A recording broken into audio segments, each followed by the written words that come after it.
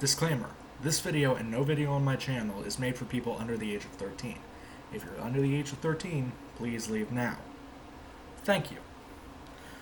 With that being said, hello from the people of the internet. Hi, I'm Hyper Super Sora, and today, I think I've cracked the Yugioh Timeline. Yeah, that's right, I've done the impossible, I believe. Well, it's my head canon, so it could be wrong. It could always be wrong. But I owe a lot of my ideas to Dylan from Yugioh Everything.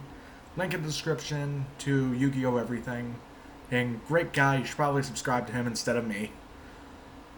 I got most of my ideas from one, his Yugioh Timeline video, and two, this is going to come up, that Roku from Yu-Gi-Oh! Zexal is Yugimoto. That and another video called the Yugioh Timeline Lore Explain. Dual Monsters 5Ds and GX. That's out of order. Fix it. And that's kind of where the cogs started going and I had my moment of brilliance. But those are my inspirations. I give credit to them. They helped me think of this. Yes, indirectly, but let's get into it. Alright. So, as you can see here, you're in my little notepad of notiness. We start with the original Yu-Gi-Oh! It goes all the way till the original series ends. No real time travel shenanigans happen there. But then, in the beginning of GX, all the way to the end, is where we have this first time travel thing. Now, this is where I had like a little light bulb moment come up. That was, if this time travel actually happened, multiverse theory. One where he chooses to travel back in time, and one where he doesn't. That's Jaden's decision. And the butterfly effect happens. So if Jaden chooses to go back in time, the butterfly effect will happen, and it will kill Seto Kaiba, leading to the Zexal timeline. However, if he doesn't and Kaiba stays alive, we lead into the 5Ds timeline. So let's get into the 5Ds timeline, since from our perspective that happens first. So you can see here, it's at the bottom. We go down here. We have the Zero Reverse incident happen, and then we go all the way to the beginning of 5Ds. 5Ds happens, it goes down its original timeline to its bad timeline where Zone happens. Him and his gang decide to travel back in time, try to change that. They do, even though they try to do it the wrong way, but it leads 5Ds down its good timeline until Bonds Beyond Time happens, where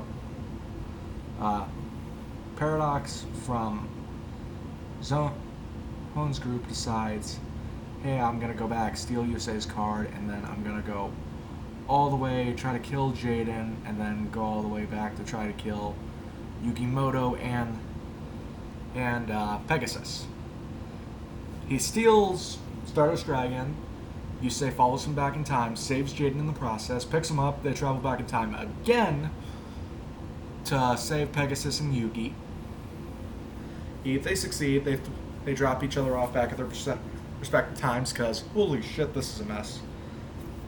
And then it goes to the end of 5Ds there. So this is what I thought was really clever that I come up with. No matter which timeline you go down, whether it be Zexal or 5Ds, Yugi knows Jaden because of the time travel. He either knows him because he dueled him, or he knows him because him and Yusei helped him save the world. So he's always going to know Jaden. He's going to run to him in the beginning of the GX and give him the Win Karibo card, because he knows him. He knows who this kid is. It's just whether or not he knows Yusei or not. I already said that the end of 5Ds happens pretty much without any context, so ignore what happens after the end of 5Ds for now, since we're going to the Zexal timeline now. So, Yugi and Jaden duel. Well, they had the best duel in the entire show, Fight Me. And then Zexal happens pretty much without a hitch.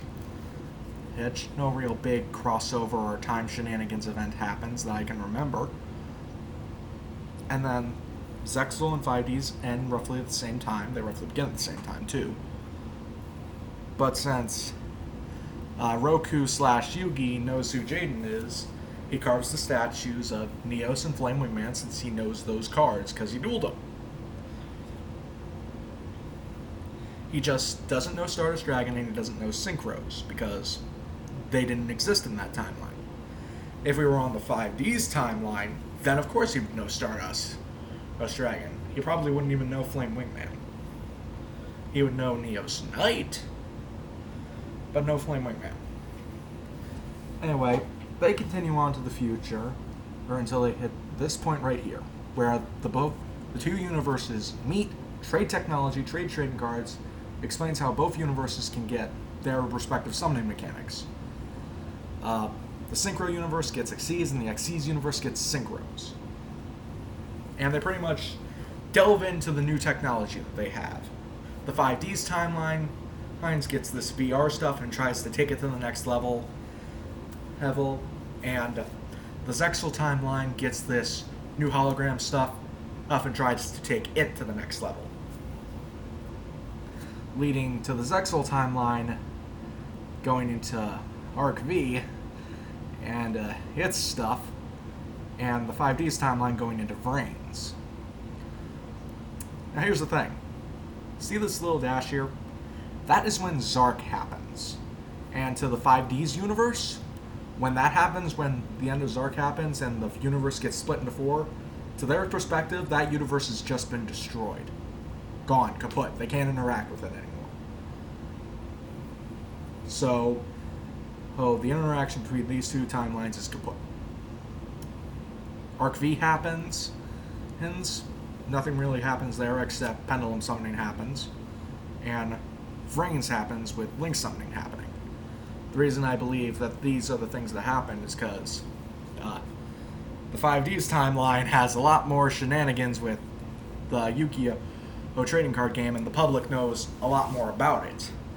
And people probably think, okay, this stuff can be dangerous. Is there a way that we can somehow put it in this ball of something where it can be controlled, where it can't hurt people, a la the Vrains?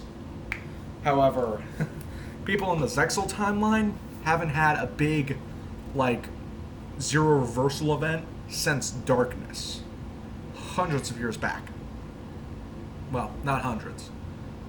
Tens of years back.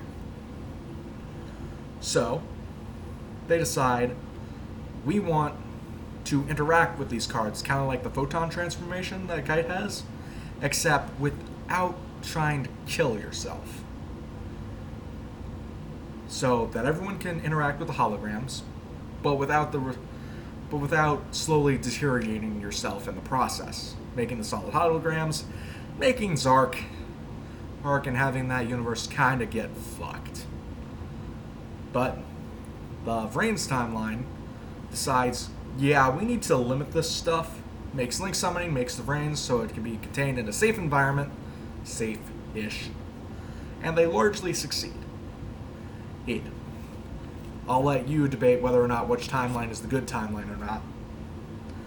And right now I'm just waiting for Yu-Gi-Oh! 7 to make me burn this and tear my hair out. Which hair, I might add. No, I'm keeping the beard. Most likely be this hair. Or who knows, maybe Yu-Gi-Oh! 7 could be in this downfall timeline here. Kind of like the Zelda timeline. So yeah. Those are my ideas of what the Yu-Gi-Oh! Timeline looks like. It's my headcanon. I think this works pretty well. Due to my knowledge of how butterfly effect and multiverse theory works, I think I did a pretty damn good job. Comment down below what you think of the timeline. If you think I'm full of shit, more than likely I am. Yeah, but comment down below what you think the Yu-Gi-Oh! Timeline looks like. Heck, while you're down there, like the video if you enjoyed it. And subscribe to see more. But don't forget, hit that little notification bell to see when I upload all the time. I got a lot of videos on backlog that I'm recording today. Hey, so you can watch them whenever you want. But, until next time, this has been Hyper Super Sora with hopefully a correct Yu-Gi-Oh! Timeline, signing off. I did the thing wrong. Goodbye!